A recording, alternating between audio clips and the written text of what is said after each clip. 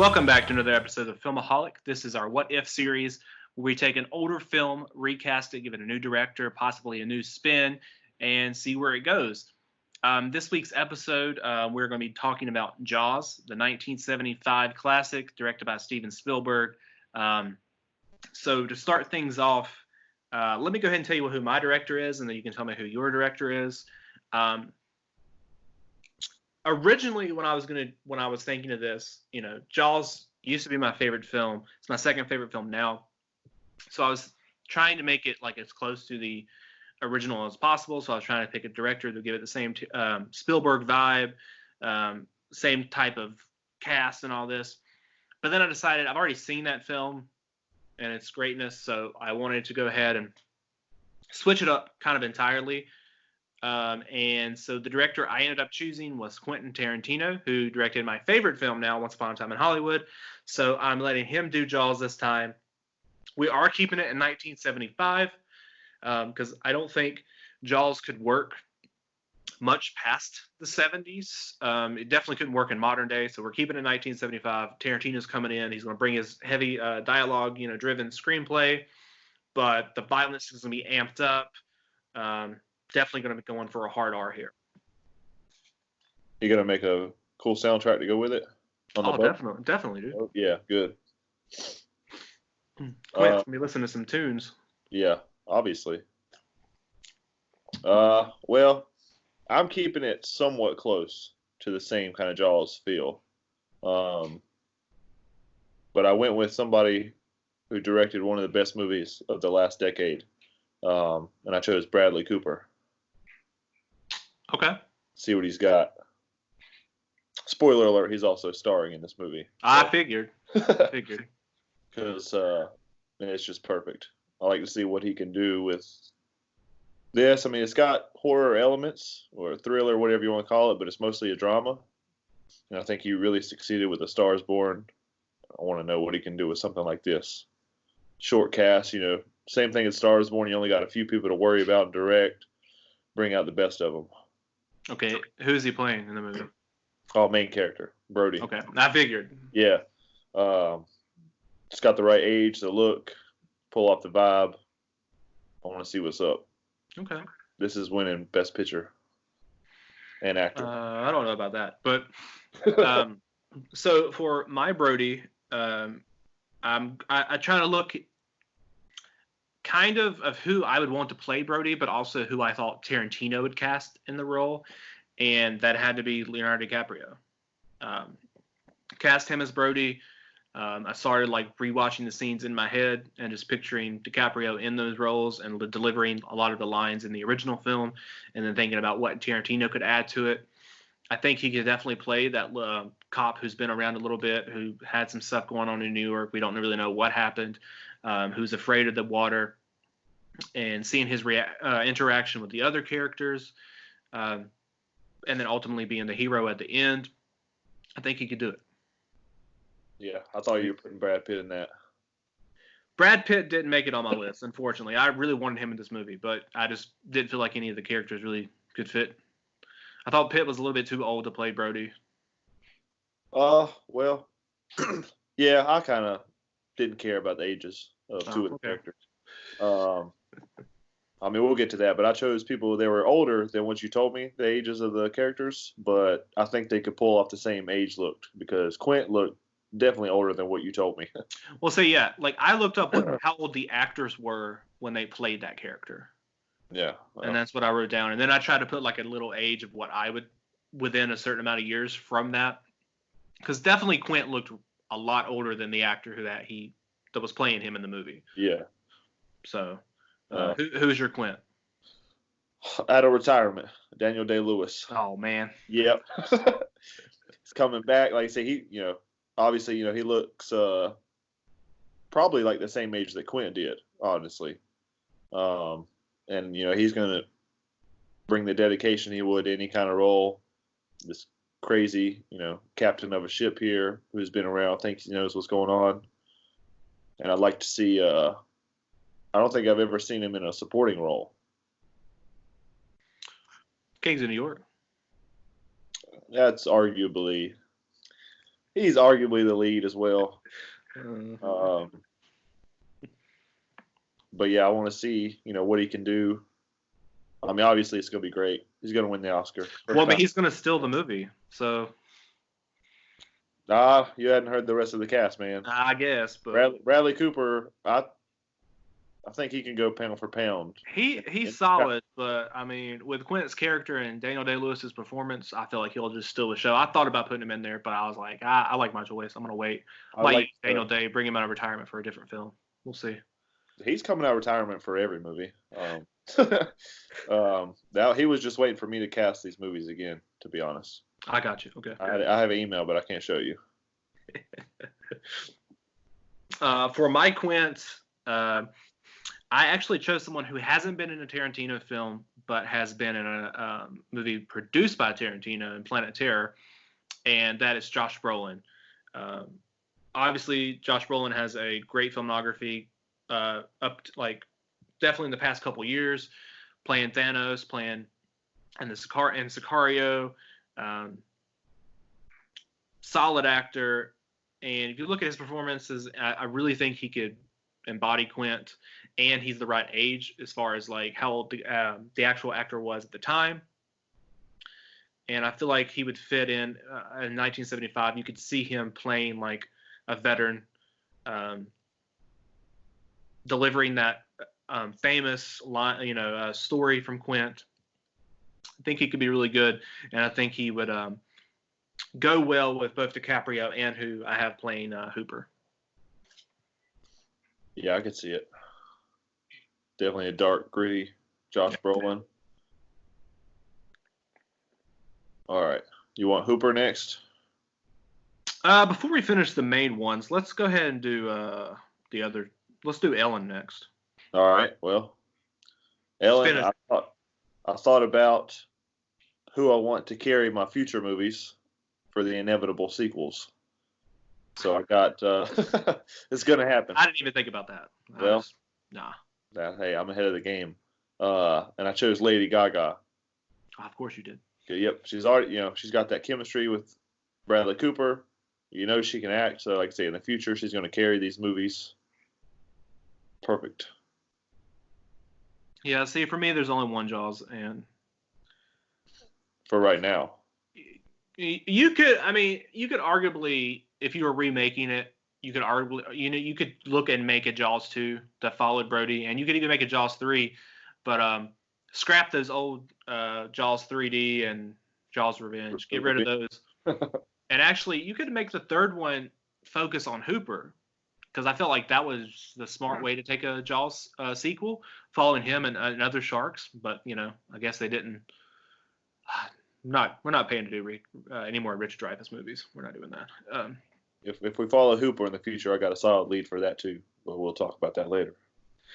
So for Ellen, I looked at other Tarantino actresses that's been in his films. Found one that I think would work, and that's Kerry Washington.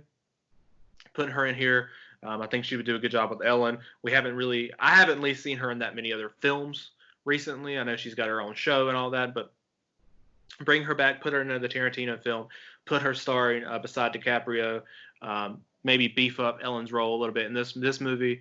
I think she would do a good job. Yeah, that was one of the things I just finished watching it again to secure my cast, and they didn't give her much at all. Yeah. Like maybe the scene in the dinner table. That's her biggest scene, I guess. Well, too, if you look at it in the book, she had a bigger role, and I don't think I would take from that for the movie, because in the book she had an affair with Hooper.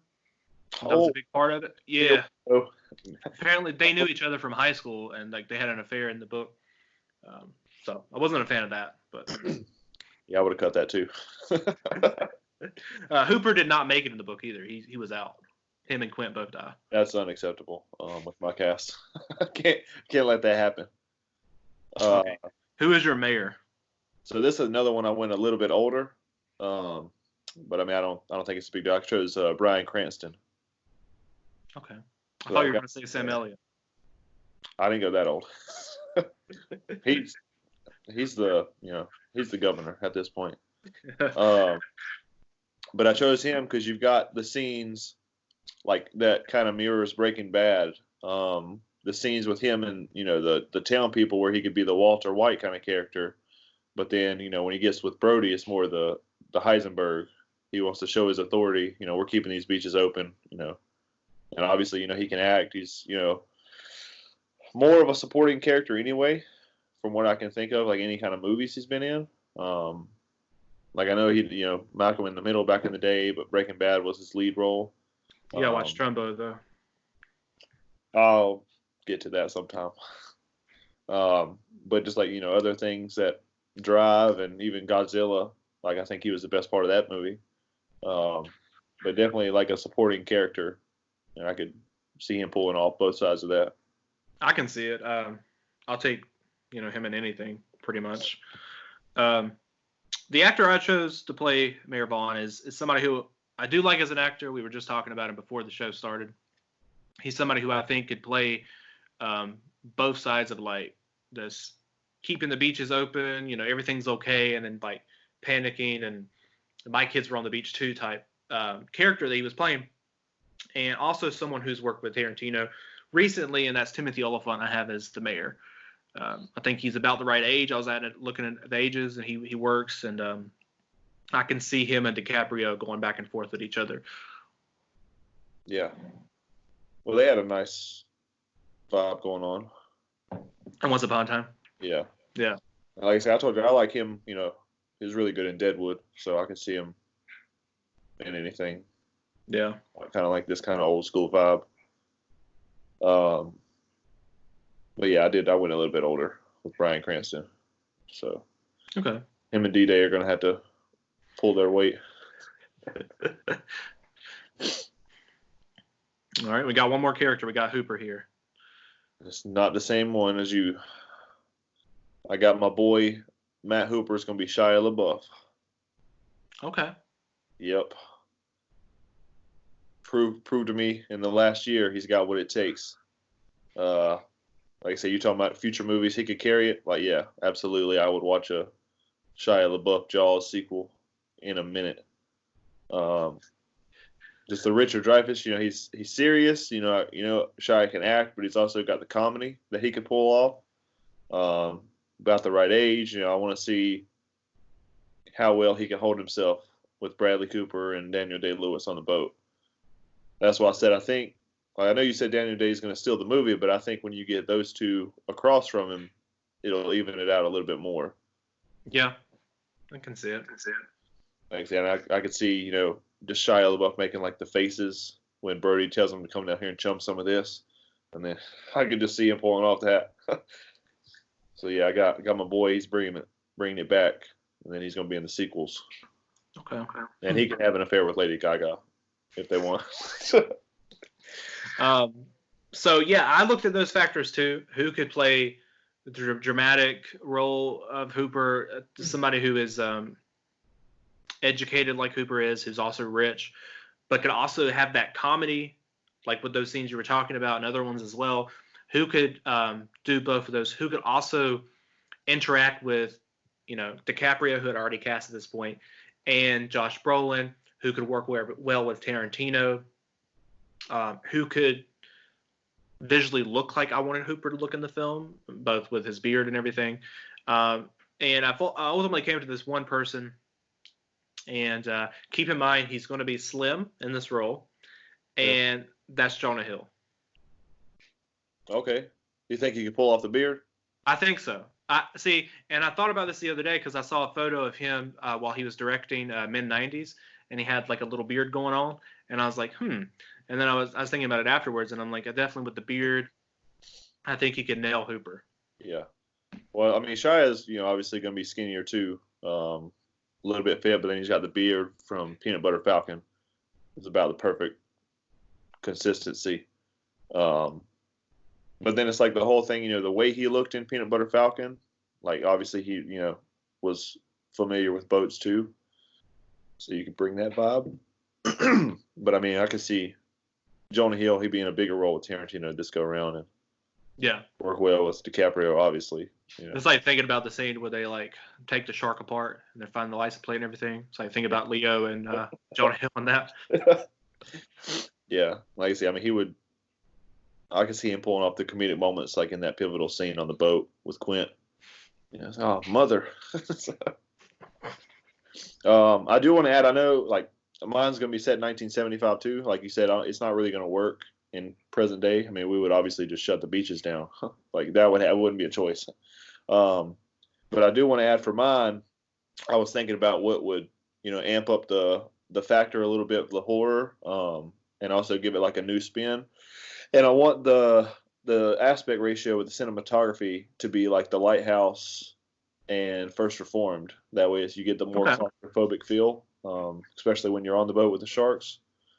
So I'm going to give that a factor, changes it up a little bit. Well, that's pretty cool. I'm not doing that with mine, but you should definitely check it out on film when it comes out because Tarantino made it. So check it out at New Beverly. Yeah. I think that would be something like I like the wide shots in Jaws, obviously, but the scenes where obviously when the shark is coming on there, like if it's just real close in, like I mean you're going to be Daniel Day-Lewis right there, just getting straight up murdered. Well, that's another thing too with Tarantino is like you got to think about who he'd have doing the cinematography, and you got to have Robert Richardson. Yeah, that's the person going to do the cinematography. You see that incredible cinematography, yeah. Yeah. But that was one thing I wanted. I didn't think that would change it up just a little bit, make it, a little more tense.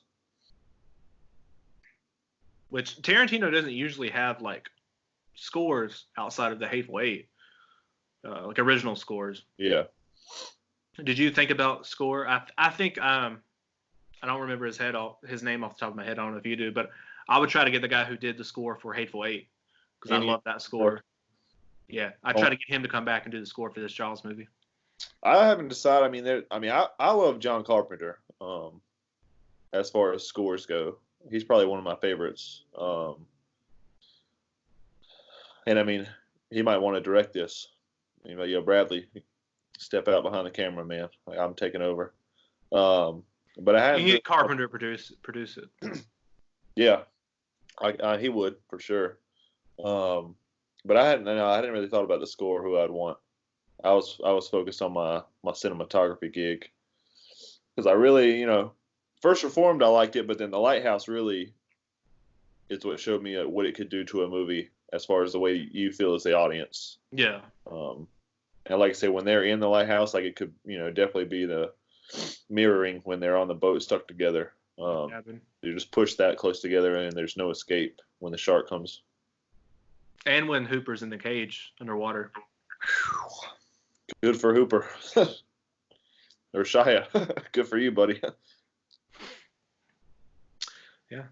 So that's our take. You're not putting it in black and white, though, are you? Not as of right now.